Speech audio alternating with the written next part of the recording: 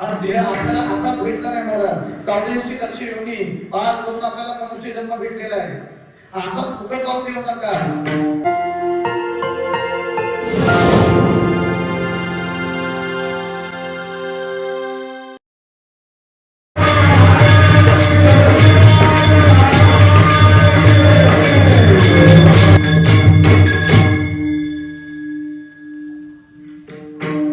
दान देवा देवा तुझा विसर न भावा. गुण गायना आवडी हेच माझी सर्व जोडी. नरके मुक्ती धन संपदा संत संग देई सदा. गुण गायना आवडी हेच माझी सर्व जोडी. जसं त्या 12 दिवसाच्या बालकाने नारदाला सांगितलं की आता मला काही नको, मला मनुष्य जन्म भेटलेला आहे, आता मला फक्त संतांची संगत पाहिजे. तसं तुकाराम मला सांगतात की संतांची संगत लाभण्यासाठी किंवा देवा तुझी भक्ती घडण्यासाठी, तुझं नाम मुखात येण्यासाठी मला नेहमी मनुष्याच्या पोटी जन्म दे. अभंगाच्या शेवटच्या चरणात संत तुकाराम मला सांगतात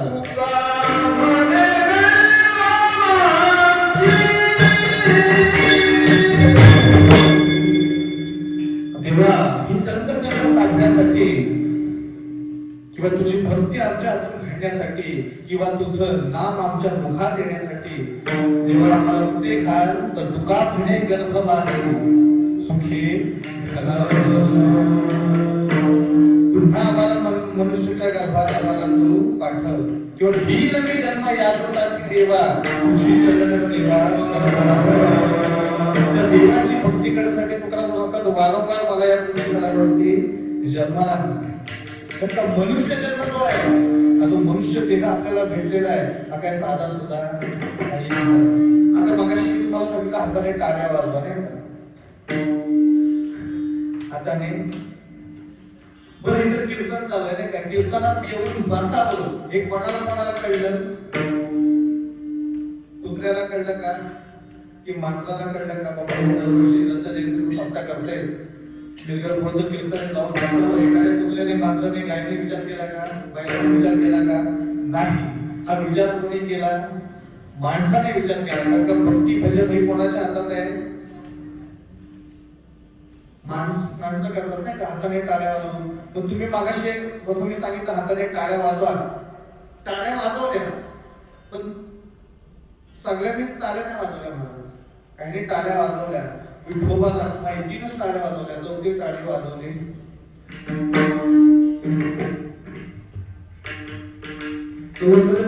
आता येते त्यांचं काम आहे सांगणं नाही का, पण आमचं फक्त कामच आहे का सांगणं. जे बुवा लोक सांगतात, जे कीर्तनकार लोक सांगतात ते आत्मसात करणं कोणाच्या हातात आहे नाही का. 100 पैकी जरी 5 जणांनी जर का शांतचित्त कीर्तन ऐकल्यानंतर तो कीर्तन सफल झाला आणि त्या 5 एकाने जरी आत्मसात केलं तरी आमचं कीर्तन सफल झालं. हा मनुष्य जन्म भेटलेला आहे. देवे दिला देह भजन कोमटा. देवाने आपल्याला देह दिलेला आहे. कशासाठी दिलेला आहे? त्या देवाचं भजन करण्यासाठी. मनुष्य हे एक साधन आहे देवापर्यंत पोहोचण्याचं, देवाची प्राप्ती करून घेण्याचं हे फक्त एक साधन आहे. म्हणून मनुष्य जन्म आपल्याला भेटलेला आहे. हा मनुष्य जन्म काय साधा सुद्धा नाही मला. हा देह काय साधा सुद्धा नाही. हा देह किती श्रेष्ठ आहे, हा देह किती पॉवरफुल आहे तेवढं तुम्हाला सरकारी सेवेला इथे तुम्हाला भेटतो. तुम्ही असं नाही म्हणत की तुम्ही हाताने टाळ्या वाजवल्या नाही म्हणजे तुम्ही देवाची भक्ती करत नाही असं बघायचं नाही.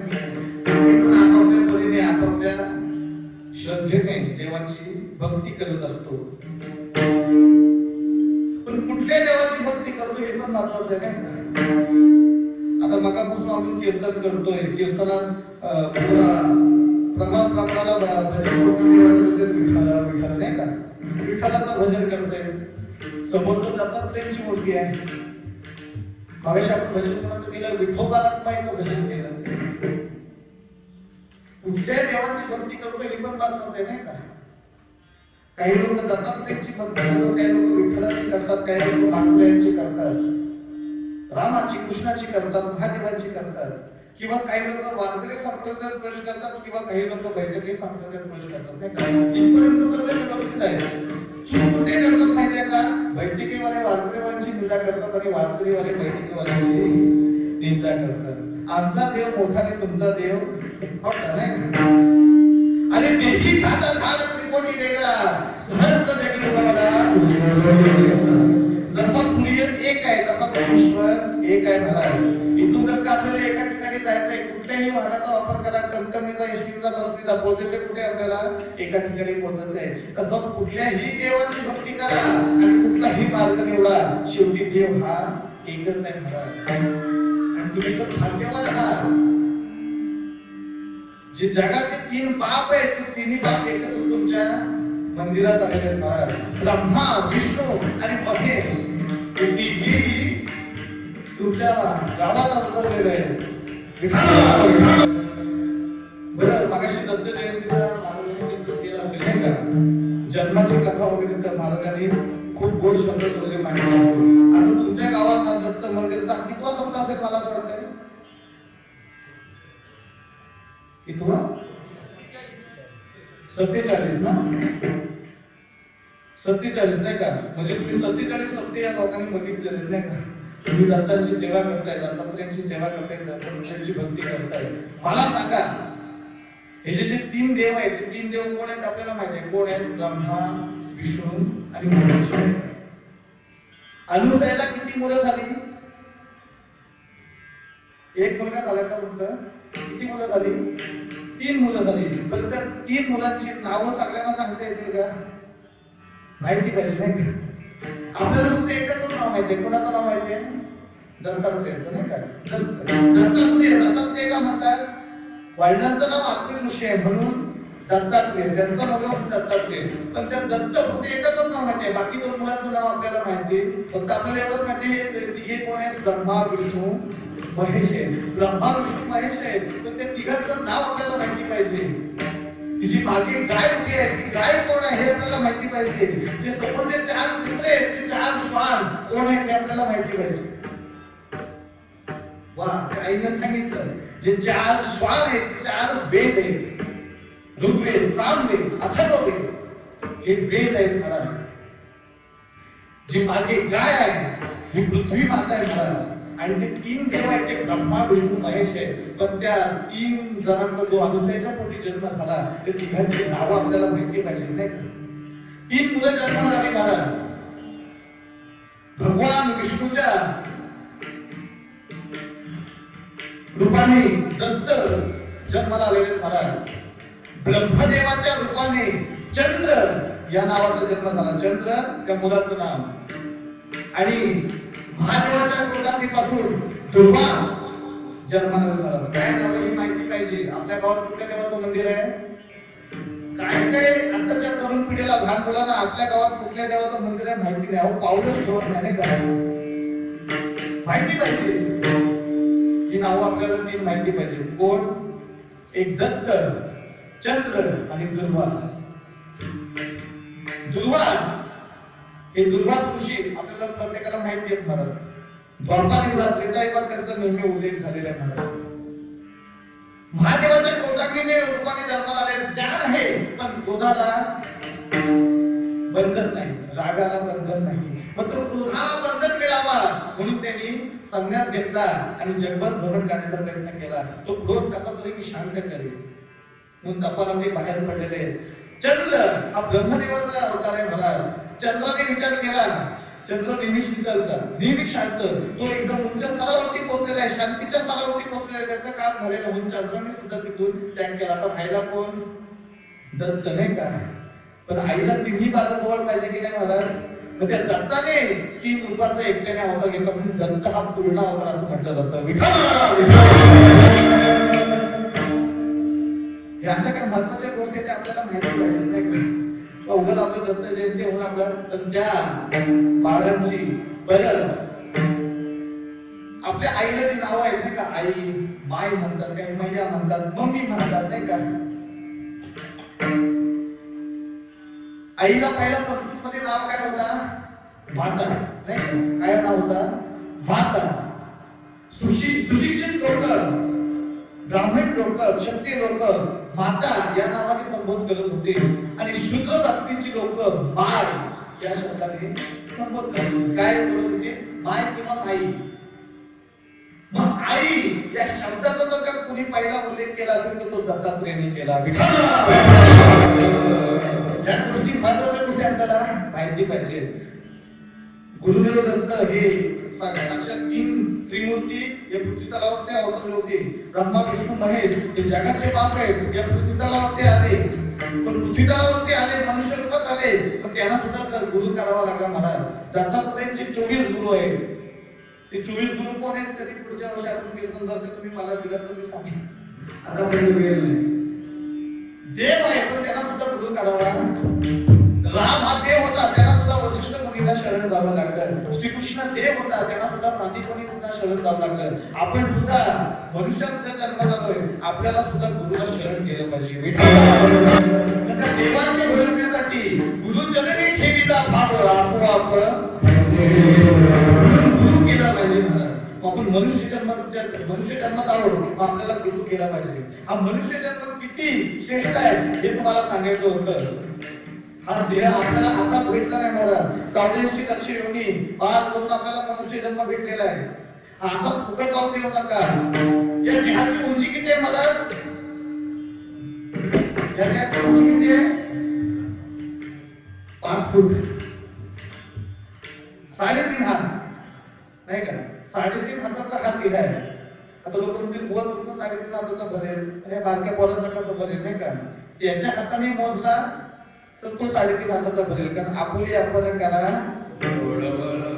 तो त्याच्या हाताने मोजला तर तो 3.5 हाताचा भरेल. पण हा 3.5 हाताचा देह आहे. या 3.5 हाताच्या देहाला एखादी मुंगी एखादा विंचू चावला तर तो 3.5 हाताचा देह खायताय. विंचू माहिती ना? विंचू कसा चावतो? ज्याला चावले त्याला विचारा कसा विंचू चावतो. पण विंचू उगाच चावत नाही, त्यामागे सुद्धा शास्त्रीय कारण आहे मला. विंचू कोणाला चावतो माहितीये का? ज्याच्या हातून 100 अपराध घडले, 100 पाप घडले, त्याला एक विंचू चावतो. शतवर्षाची गणना त्याला 100 वर्षाचा आयुष्य आहे. या 100 वर्षात आपल्याला हितच पाप कर्म भोगायचे आणि हितेच ते फेडायचे. म्हणजे एक विंचू चावला की समजायचं आपल्या हातून 100 अपराध घडलेले आहे. आपण सावध व्हायचं, चांगले कर्म करायचे, वाईट धंदे सोडायचे. म्हणून एक विंचू चावतो. पण विंचू केवढा असतो? काय मोठा असतो का सापा एवढा? एक बोटभर विंचू असतो. पण बोटभर असतो नाही तर हातभर असतो. प्रत्येकाचा ठोका नाही. आता काल माझी वडील होती नाही का, मोठी कीर्तनकार होते. आज मी त्यांचा मुलगा छोट्या कीर्तन घ्या. आमच्या दोघांचा ठोका. विंचू बारका असतो नाही तर मोठा असतो. एकदा चावला तर त्याचा ठोका प्रत्येकाला माहितीये. तो विंचू एकदा त्या मनुष्याला चावला, तुम्ही किती ज्या ठिकाणी चावला तुम्ही किती औषध लावा, पाला लावा, मंत्र लावा किंवा काय डॉक्टरकडे इंजेक्शन घ्या, काही करा, तो ज्या ठिकाणी चावला त्या ठिकाणी 24 तास त्याचा दणका जात नाही. ज्या टायमाला चावला उद्या त्या टायमापर्यंत तो फणफण करत राहणार. एवढी त्या विंचूवर पावर असते, एवढे त्या विषारी जीवन पावर असते. बरं विंचवाची शिकार कोण करते माहितीये? पाल माहितीये? पाल बघा पाण्यात असते. पाल पाण्यात असते बरोबर नाही काय? आता काय 12 वाजले नाही का? आता काय तुमचं मेंदू काम करायचं बंद झालं. बुवा काही बोले त्याला बोलू नका. पाल कुठे असते? पाण्यात असते का? पाल कुठे असते? भिंतीवरती असते का? एखाद्या पालीने जर त्या विंचवाला बघितली तर ती पाल धावत येते आणि विंचवाला अख्खी गिळून टाकते. विंचवाला अख्खी गिळते. त्या विषारी जीवाला ती पचवते. पालीला काहीच होत नाही. मग विचार करा, विंचवाला जर का देवाने तेवढी पॉवर दिली होती, मग त्या पालीला किती देवाने पॉवर दिली असते? पाण्याची शिकार कोण करत नाही? त्या पाण्याची शिकार कोंबडी. कोंबडी माहिती ना कुठे असते? एखाद्या कोंबडीने जर का पालीला बघितले की आपल्या नखाने आपल्या तोचीने बोचून फाडून त्या पालीला खाऊन टाकते. मग विचार करा, विंचवाला जर का त्या देवाने एवढी पॉवर दिली होती, विंचवाला कोण खातं? पाल. पालीला पॉवर किती दिली असेल? पालीला कोण खाते? कोंबडी. कोंबडीला देवाने किती पॉवर दिली असेल? कोंबडीला कोण खातो? हसताय काय? बोला ना.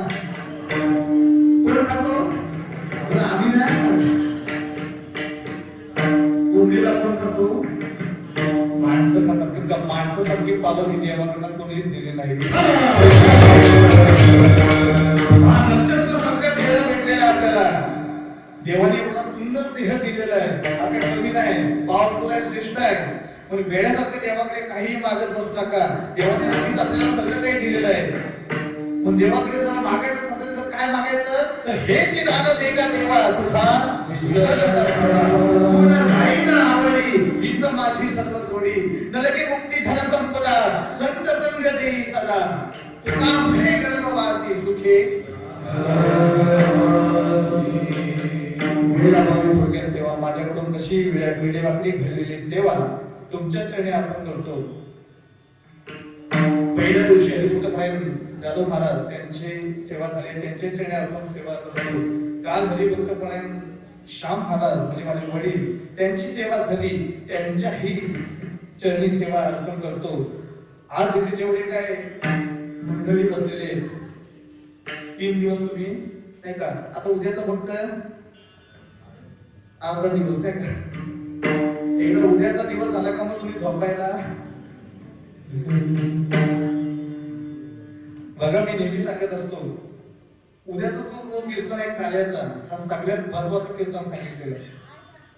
बाकीचे कीर्तन एका बाजूला आणि काल्याचं कीर्तन एका बाजूला. काल्याच्या कीर्तनात भरपूर पुण्य आहे. एखादा रात्रीचं कीर्तन चुकला तरी चालेल, पण काल्याचा कीर्तन चुकवायचा. आता लोक म्हणतील बुवा आधी सांगितलं असतं तर आता आम्ही झोपायला गेलो असतो. अरे ऐकलं काय वाईट नाही, हे महत्वाचंच आहे.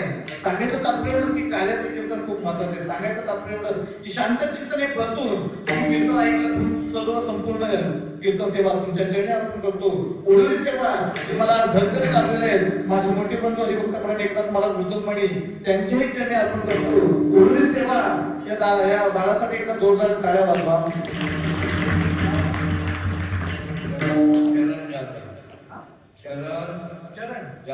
वा सुंदर नाव आहे चरण. त्या चरणसाठी एकदा जोरदार टाळ्या. खूप सुंदर पकवान वाजवलेले आहे. अशी मुलं घडली पाहिजेत महाराज. अशी मुलं घडतात ना तेव्हा आपल्या गावाचा नाव होतो महाराज, कुणाचा उद्धार होतो. सेवा त्या चरण जाधव या महाराजांच्या चरणी अर्पण करून ओढून सेवा हरिभक्त प्राईम रामचंद्र बाबा खोपटकर सगळे जे महाराज आहेत, आमचे मामा नंदू महाराज तर्खडकर जाधव महाराज आहेत. आज आम्हाला आलेले आमचे वडील तुल्य हरिभक्त प्राईम वसंतबाबू मोरे यांचे चरणी अर्पण करून मनीष दादा असेल, मयूर दादा असेल, सगळ्यांच्या चरणी अर्पण करून सेवेला इथेच पडून देतो. ओढून सेवा दत्तात्रेयाच्या चरणी, पांडुरंगाच्या, रुक्मिणी मातेच्या, श्रीकृष्णाच्या, राधेच्या चरणी अर्पण करून सेवेला इथेच पडून देतो. ज्यांचे अनंत उपकार त्या साधू संतांचा एकदा सगळ्यांनी हाताने टाळ्या वाजवायचे आणि मुखाने भजन करायचंय. मगाशी आपण देवाचं भजन केलं, आता संतांचं भजन करायचं. संतांचं भजन का करावं, कारण तुका म्हणे पापे जाती संतांचं भजन केलं की पाप नाहीसे होतात. असे महान संत कलियुगातले कोण आहे तो ज्ञानेश्वर